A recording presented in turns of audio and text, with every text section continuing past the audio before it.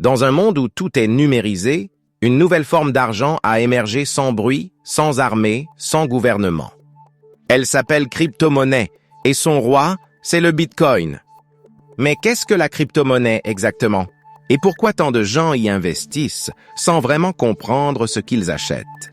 L'idée est simple, créer de l'argent entièrement numérique, décentralisé, hors du contrôle des banques et des gouvernements.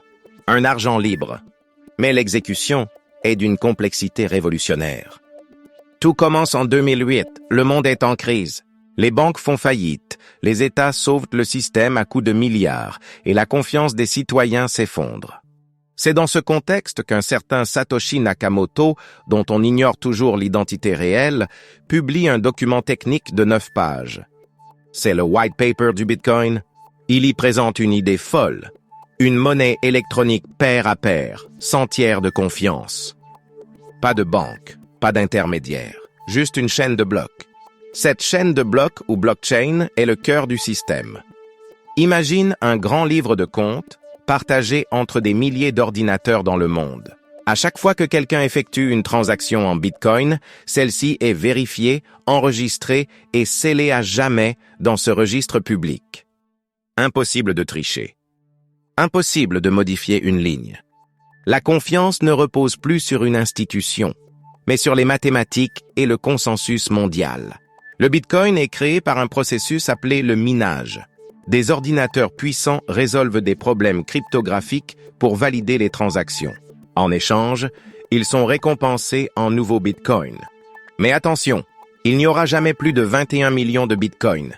Cette limite, gravée dans le code, rend le bitcoin rareté absolue dans un monde où les monnaies traditionnelles peuvent être imprimées à l'infini. C'est cette rareté qui attire. Certains le comparent à l'or numérique. Un actif qu'on ne peut pas censurer, qu'on ne peut pas confisquer, qu'on peut transférer à l'autre bout du monde en quelques minutes. Mais le Bitcoin n'est que la première pierre. Derrière lui, des milliers d'autres crypto-monnaies ont émergé. Ethereum, Solana, Cardano, Polkadot, chacune avec des usages spécifiques, contrats intelligents, finances décentralisées, NFT, identité numérique. Ce nouvel écosystème s'appelle la DeFi, la finance décentralisée.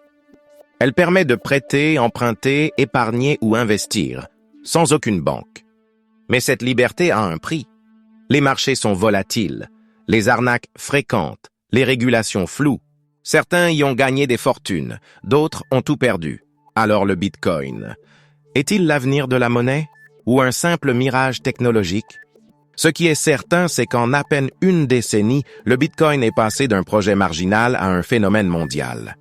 Adopté par des entreprises, reconnu comme monnaie légale dans certains pays, étudié par les banques centrales. Et le plus fascinant, c'est que personne ne peut l'arrêter. Car le Bitcoin n'a pas de siège, pas de patron, pas de serveur central. Il vit dans les ordinateurs. Il grandit à chaque transaction. Et il continue de poser la même question à chaque citoyen de cette planète. Et si l'argent, demain, ne venait plus de la banque, mais du peuple lui-même?